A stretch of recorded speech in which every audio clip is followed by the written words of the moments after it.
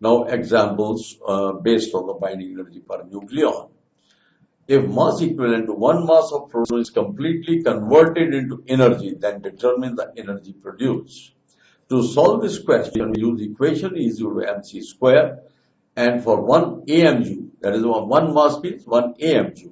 So we will compute the value in kilograms, multiply square of the velocity of light, get your answer in joules, then divide by 1.610 to the power minus 13, and the result will be in million electron volts. So we have proved here it is 1 AMU is 931.49 million electron volts, or up to one significant digit it should be 931.5 million electron volts.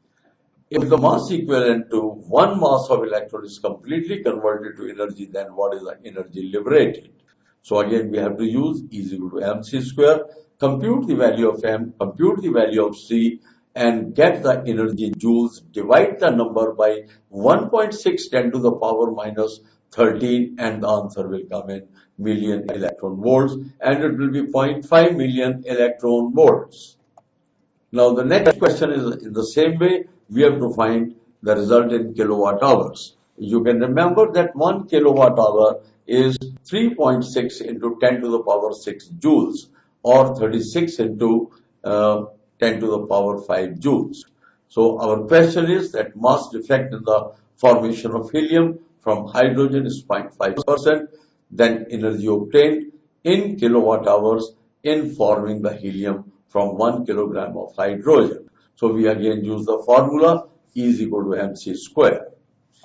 So delta M will be taken as 0.5 by 100 per kilogram. It is 0.005 kilograms. Velocity of light 3 into 10 to the power 8 meters per second. Apply the formula mc square. Get your answer in joules. That is found to be 4.5 10 to the power 14 joules. We divide the number we wanted to get the result in kilowatt hours. So joule means watt seconds. So we can convert it to kilowatt hours. That is, watt is divided by 1000, it will be kilowatt, and second divided by 3600, that will be hours. So we will find our result in kilowatt hours, which is found to be 1.25 10 to the power 8 kilowatt hours. You will remember that 1 kilowatt hour means 1 board of trade unit, 1 BOT unit, or it will be 1 unit of electricity. If we consume 20 units of electricity in our house, it means it is 20 kilowatt hours. So 1 kilowatt hour means 1 unit of electricity. Now binding energy per nucleon of an alpha particle from the following data. Mass of helium nucleus is given, mass of proton is given, mass of neutron is given. One atomic mass unit is also known to us. We should take it as 931.5 up to 1 decimal place. Now, we can find mass of 2 protons and mass of 2 neutrons. Then we add them, and that will become the mass of the protons and neutrons. And that is found to be 4.031886 AMU. Now, mass defect, we'll take the difference of the two numbers.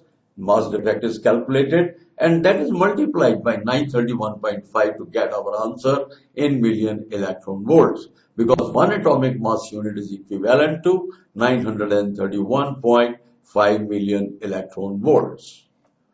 So binding energy of alpha particle, as it is clear, I have suggested that 0.030621 is multiplied by 931.48, or it is 931.5, and our answer comes to be 28.5 after 1 decimal places. Binding energy per nucleon means whatever energy we have calculated, that is divided by atomic mass number, and then it comes to be 7.10525 million electron volts. And last thing which we are going to discuss about the binding energy curve, and this curve explains about the stability of the nucleus. According to this curve, we find that in the curve, we have to check up the nature of curve, that where we get the kinks. So we find according to the curve, that is when atomic mass number is 56 At that time, the binding energy per nucleon will be the maximum, that is 8.8.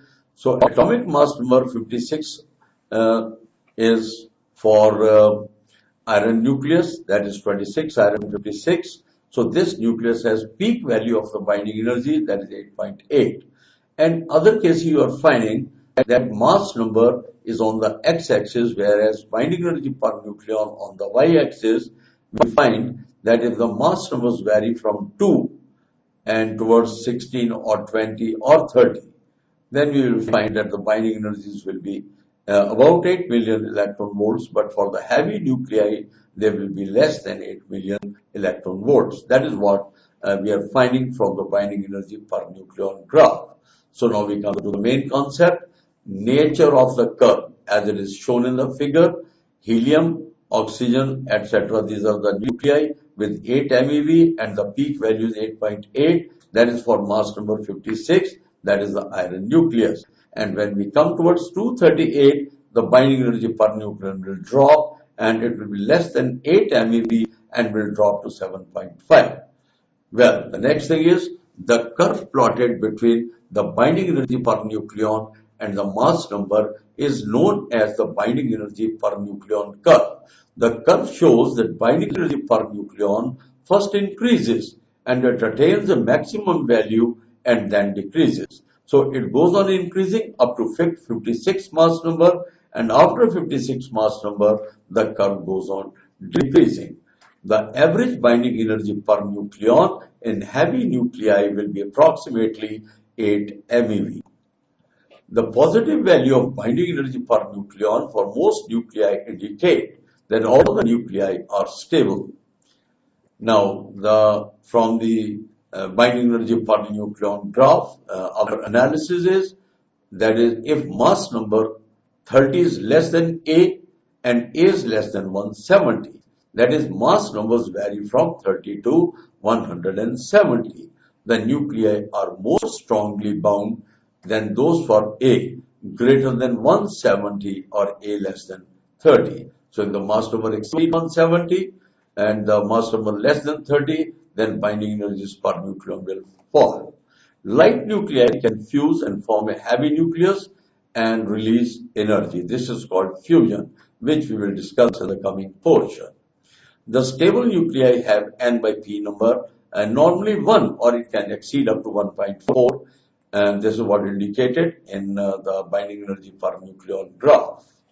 Nuclei with even A and even Z. A means atomic mass number, P plus N number. Even Z means even atomic number, are usually stable and most abundant. Nuclei with odd A and odd Z are unstable.